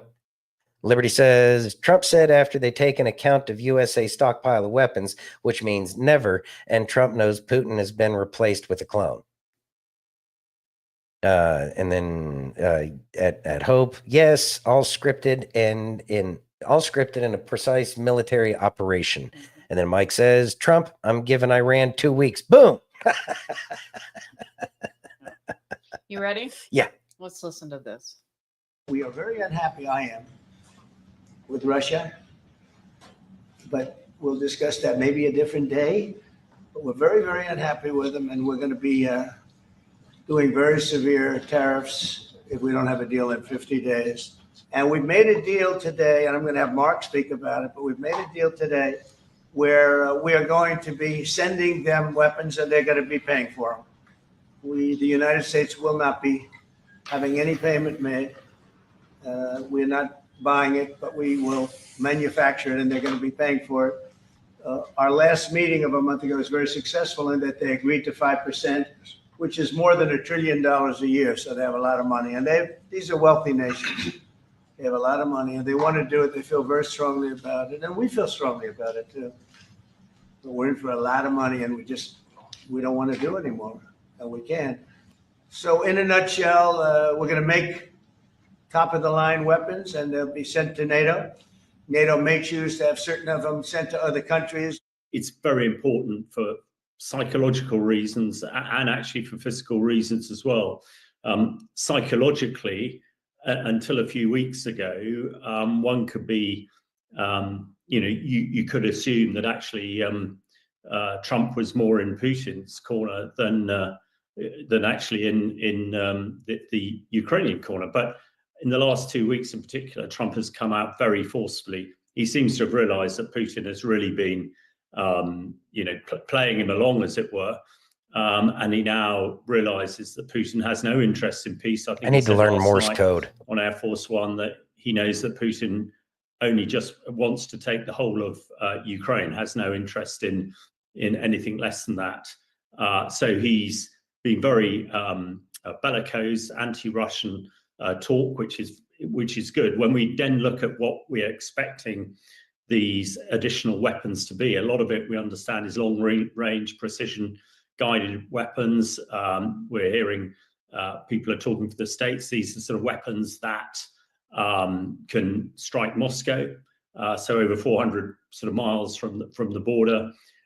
We understand they're to allow the Ukrainians to strike drone factory production and ammunition sites and others. So psychologically, it's really important, but actually physically as well, having these weapons really putting the pressure on Russia.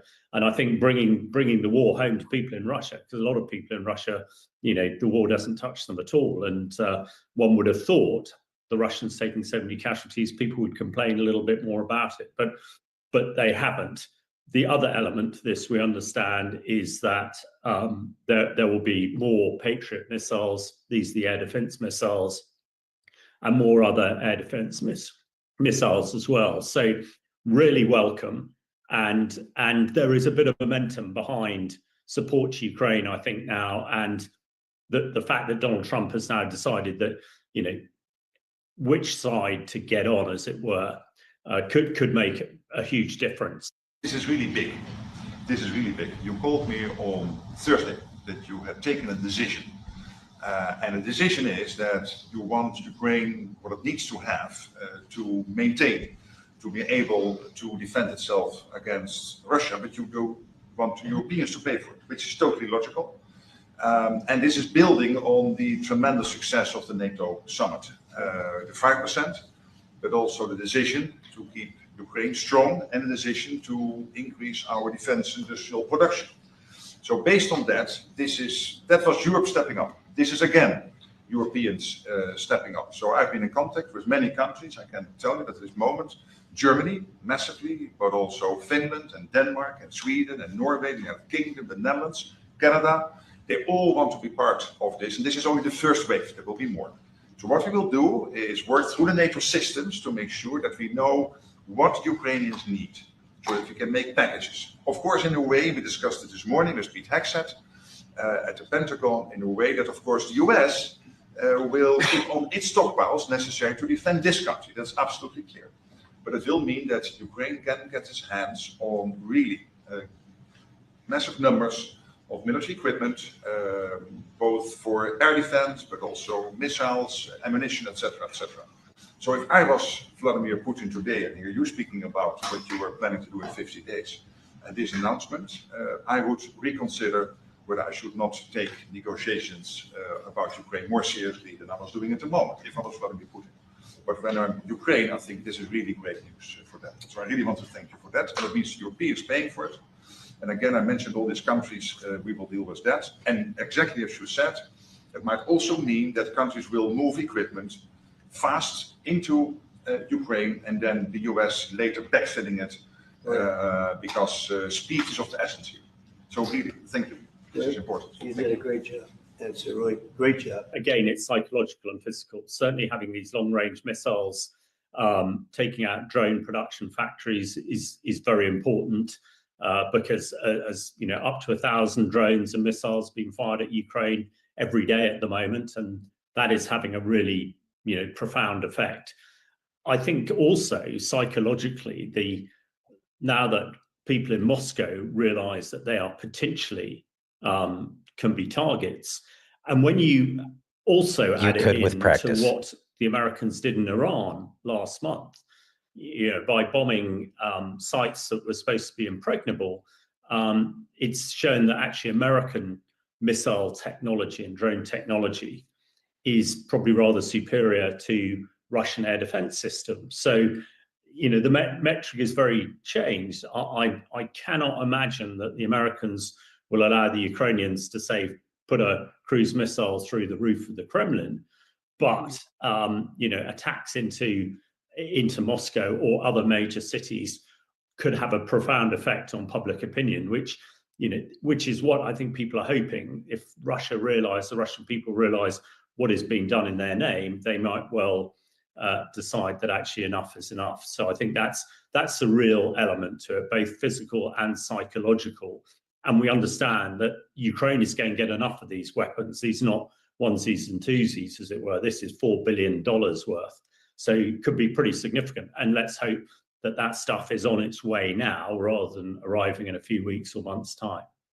But there's an old analogy. It's always better to shoot the archer rather than to catch the arrow. And therefore, that is what the Ukrainians want to try and do. Now, they've got an increasing capability themselves. They're attacking the Russian defense industrial base. They're attacking logistics sites where drones are stored and everything else. But they need much more capability. And of course, if they can disrupt logistics by, say, attacking the Kerch Bridge and stopping the resupply into Crimea, occupied Crimea, that will impact Russian logistics and therefore their ability to continue to prosecute these increasingly large drone and rocket attacks on a nightly basis. And then that's the best way for the Ukrainians to stop it. Okay, there we go. It took me a while to get to the mute button. I'm trying to get so much stuff going on because there's been some amazing comments here. I'm going to touch on the one about what Mike was saying in terms of Ukraine's not getting the good stuff. There ain't no way. Think about it like this. We gave our F-14 Tomcats, which were top of the line, to Iran back in, when did we, I'm trying to find the date of that. Okay, not in service. When did we give them to them? Manufactured 69 to 91, 74 first flight, 1970 retired. But that's the Tomcat in general. When did we give them to Iran? Okay, anyways, before the Iran, before the Shah, before the Shah was deposed, we had given the Tomcats, which was considered our best of the best at the time. But here's a couple of things. If you know anything about that kind of weapon system, the real magic trick of the F-14, what we had found out was the Phoenix missile system, which brought missile technology to a level that we have headed towards. With hindsight being 2020, even our stealth jets, the current generation, they're designed to get close, but really their biggest magic trick is being able to know where all of the enemy aircraft are, launch 15 or 20 missiles all at once, and then they take out all of their jets at one time. So it was the missile technology that was important, but the F-14 Tomcat was a superior airframe and an amazing piece of equipment. But keep in mind, the F-117A was created back in the 50s. So we already knew we had something significantly better and we were going to go in a different direction. So now let's take it over to what's going on in Ukraine. And what is the significance of, if I can get to, here we go. If we can look at the Google Earth and its spherical shape, let's look at the importance of Ukraine. So here's the Crimea right here. This is Ukraine, and then Russia is obviously this big spot up here. So the significance of Ukraine is it's the naval facilities that are in the Crimea. It gives Russia that opportunity to keep the Black Sea Fleet there. If Russia does not have the Black Sea Fleet, then they don't have the ability to go after our one of our allies, being Turkey, Greece, how many of these nations are NATO allies? What is our responsibility as a member of NATO to make sure that our NATO allies are safe? What's the best way that we can do that is to ensure that Russia doesn't have the ability to have access to the shipyard that's in the Crimea. So what would have had to have happened for Trump to be able to switch sides away from Putin and towards Zelensky? Zelensky probably bended the knee. He realized he was in an untenable situation. He was losing people every day. They're kidnapping people to put them in the Ukrainian military to go fight and die on the front, that they have no desire to be in that war. So and Zelensky also stopped the elections with their accusing Trump that he's going to do that, but that's the left trying to do their spin. Anyways, so Zelensky was in a bad spot. He knew he had no choice. He had to back down. He's now working with Trump. Now, Trump, he's not, I bet you that Trump will not allow Ukraine to enter NATO, but NATO or Ukraine will probably be forced somehow, some way to remain neutral, a la Switzerland, but not quite as Swissy. But that is my belief as to what's going on. It is a NATO play to ensure that the people are fine and to ensure that Russia is denied that extra kind of military base that could cause a lot of problems to our NATO allies. NATO is going to be around after all the dust settles. It's just, not going to include Ukraine is going to be my guess. I don't know. That's where I'm going with this. Well, we have one more. Your microphone is a million miles away. We have one more from Drudge. Okay. Trump threatens Russia with tariffs and boasts U.S. weapons for Ukraine. Mike agrees with you 100%. Thank you. Appreciate that. Came to me in a dream. Okay. All right.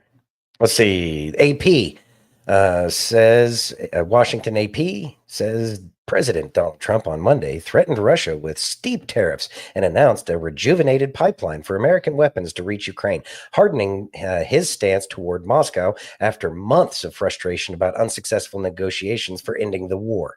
The latest steps reflect an evolving approach from the Republican president who promised to swiftly resolve the war started by Russian President Vladimir Putin when he invaded Ukraine 3 years ago. Of course, we know why that happened, because Putin was trying to get to the biological weapons manufacturing facilities that were along the northern border. Let's see, where was I?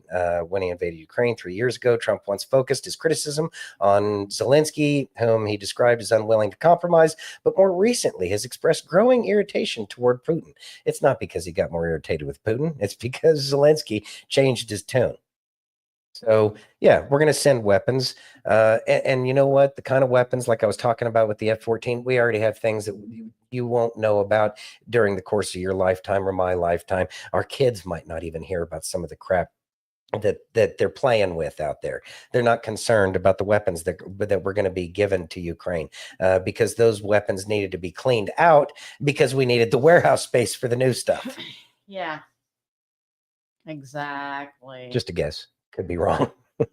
Doubt it, though, if history is any kind of indicator of the future. Well, there's that. Yeah. You ready? Mm-hmm. Let's listen. All righty. What you allow into your life and who you allow into your life can change you over time. Loving people doesn't mean you have to tolerate sin and allow that sin in your life. You can love people from a distance. You can pray for them from a distance. Why? Bad company will corrupt good character.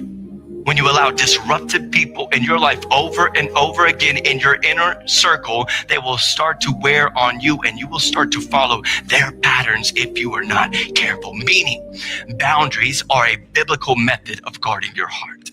It's okay to set boundaries in your life, to love somebody from a distance, to meet with them every now and then, but don't allow them in your personal life if they're living fully in sin.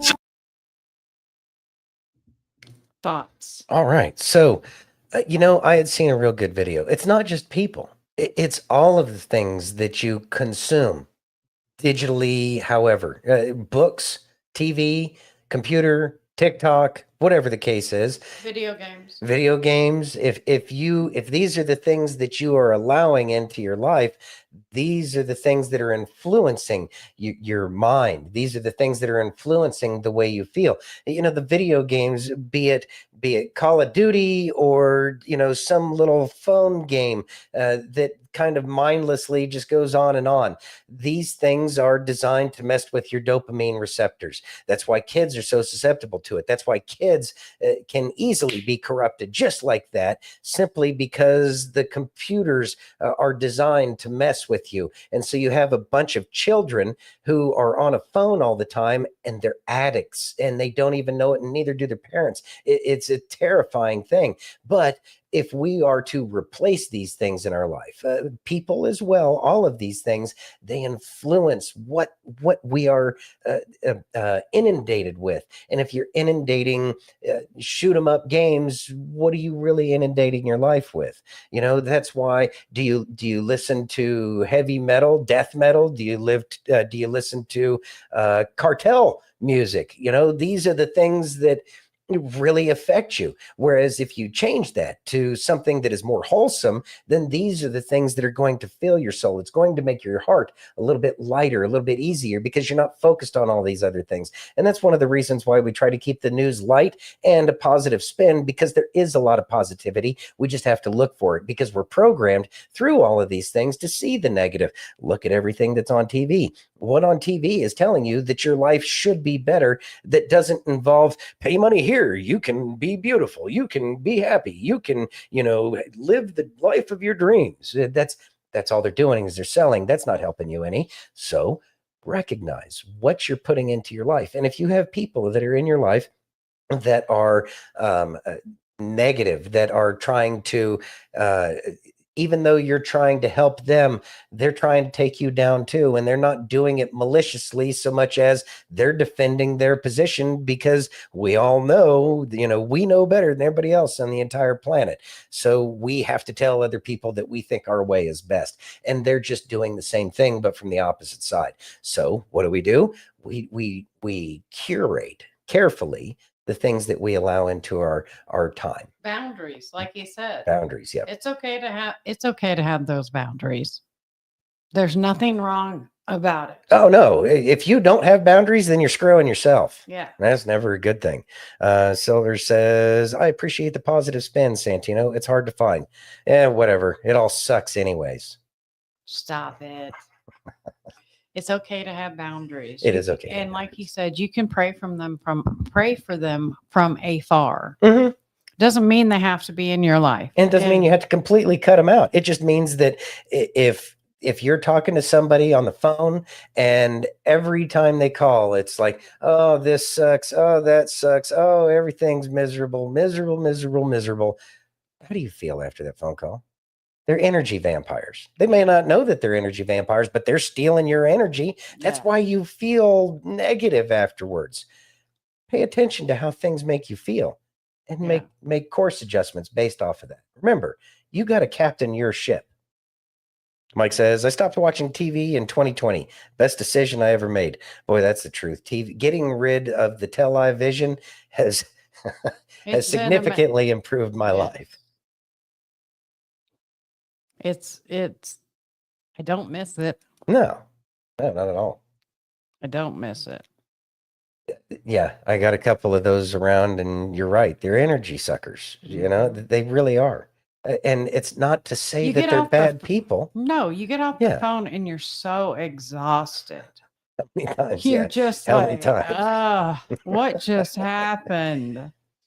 That's what that is. And they're not maliciously trying to do it. It's just they need somebody to listen to them. But the problem is they don't know the right things to say, because really what most people need is they need to relearn how to ask the 5 W's and an H. Who, what, when, where, why, how, and all of these things that we get miserable about. And if we start asking those questions, then we might actually start getting answers about how we can change that in our lives. Exactly. And so maybe sometimes that's the best thing we can do, is to help them remember maybe you should be asking the questions. And if they don't know to ask the questions, then ask the questions for them. And that always has a tendency to help, because it's hard to get pissed off at somebody who's asking you questions. Right. You know, they're not making statements. You need to do this. Kiss my ass. Tell me what to do. Yeah. Right. Or why Yeah. this? Who, you know, you get it. Anyways, I only watch Swamp People, but I miss Swamp People. Who was it? Troy. Shoot him, Lidbit. Yeah. Shoot him. Shoot him, Lidbit. Yeah. He was one of my favorites. And then there was, we stopped watching that a long time ago. It was Bruce with the I didn't mean to shoot my boy. Oh, that was the other guy. I can't remember his name. Yeah. Bruce was the one with the overalls and only had like one button. That Oh, yeah. had long gray hair. Yeah. Yeah, that's right. The America hippie dude. Yeah. Yeah, he was awesome too. The good people, real people. I can appreciate some real people. Yeah. Other than fancy bougie city folk. That's right. Yeah, used to be.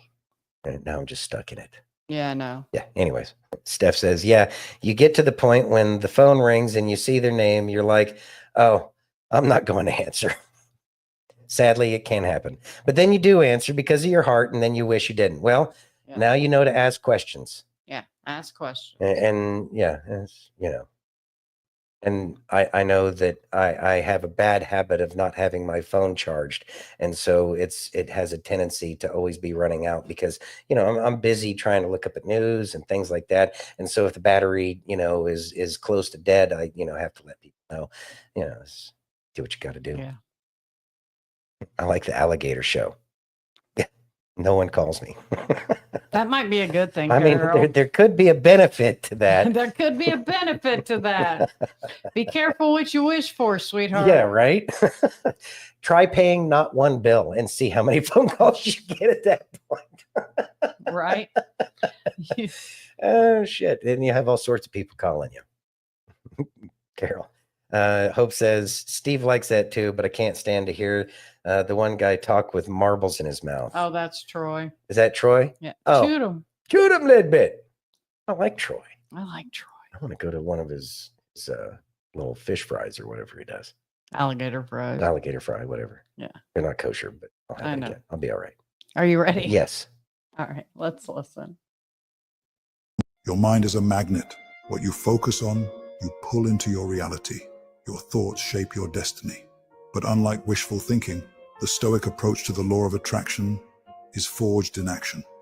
Marcus Aurelius once said, "The happiness of your life depends upon the quality of your thoughts." It's not about hoping for success. It's about commanding it. Visualize your goals, but don't just wait. Stoics act. They don't see challenges as barriers, but as the very path forward. Every obstacle is fuel for your journey. Every thought a tool for shaping your future. Your mind becomes the compass that guides you toward greatness. You don't attract what you wish for, but what you relentlessly work toward with focus and discipline. It's time to stop waiting for life to happen and start creating it. The universe bends to those who stand firm in their purpose. The only question is, are you ready to take control? Thoughts? Are you ready to take control? That's a serious question. It's not about wishing. It's never about wishing. Think about your thoughts, your real amazing thoughts, the ones you really feel. That's how you get greatness in your life. Don't wish for things, but really go after them. That's what we've been doing when we've been gone. We've been thinking about the show and how we can make it better for you guys. And it took us a long time, obviously. We had to work on us too. Yeah, we did. But remember to think positive thoughts. Try and keep the negative thoughts away. Aaron! What's up, Aaron? So glad you're here. Glad you made it, bro. And keep a positive mental attitude, because in the end, all that matters is that he knows what you need. And like Mike said before, thank God for unanswered prayers because they're not always great. Exactly, Silver. Quality of thoughts. Keep your thoughts very happy. Working and lurking and But what are we just talking about, Aaron? keep your thoughts happy. Keep your thoughts happy and positive. We love you. We know there's poo-poo people out there. Go ahead, there give me Steve sound. Poo-poo people. But now it's known as Steve Sound. yes. Okay. Anyways, go ahead. Anyway, remember positive thoughts, turn to God, and know that everything is going to be amazing. Oh, goodness. Carol, we missed you, and I must admit, I got a little pissy about it. That's okay. That's okay. We understand. We understand. We knew we need. Yes, we were gone 3 months and we're still here. Love y'all and the show. Yeah. We know. Thank you. And we, from the bottoms of our hearts, thank you guys for coming back. You're speaking it into existence for yourself, Aaron. You're done with those people. Those people are going to be gone, and now you're going to have amazing clients who truly care that you are a professional in what you do, and they will compensate you properly. Amen. That is brother. the future I see for you, sir. Yes. So, and it kind of plays into what I was going to say, and that is that the obstacle is the way. And so when we have these obstacles, almost called out a search party. I appreciate that. We were coming back. We had to get right with a lot of stuff. There you go, Bethany. Good and great people are attracted to me. Change your words, change your outcome. Amen, Bethany. Thank you, Bethany. That's what I was trying to get out. You're amazing. She's always there to save my butt. So actually, it sounds like Bethany has the wisdom for the day. Go ahead and pop that up. Yeah. Change your words, change your outcome, folks. We do truly appreciate y'all coming out. We love being here with y'all, and y'all make our day better too. Very much so. And I'm just happy that there's enough people out there who actually want to have a positive outlook in life. And so therefore we will let our light shine. Don't put your lamp, under the table, let it, or under a bowl, put that thing out there so that way it can light up the whole room, everybody. Anyways, with that being said, we do truly appreciate each and every one of you for joining us today. I'd like to thank you for joining us on Facebook, YouTube, Twitch, X, Rumble, Locals, and Pill.net. And if you haven't already, please take a minute and hit that thumbs up. And all the other we buttons. forgot. Yeah, we forgot all the other buttons that all the things. Yeah, I need to go back and watch a show, apparently. Anyway, also, please remember to go and comment on it. Really helps us with the algorithm. It does. And share and let everyone know that you love us so that they'll come over and love us too. There you go. All right, everybody. We love you all. Have a great night. Be safe, and God bless each and every one of you.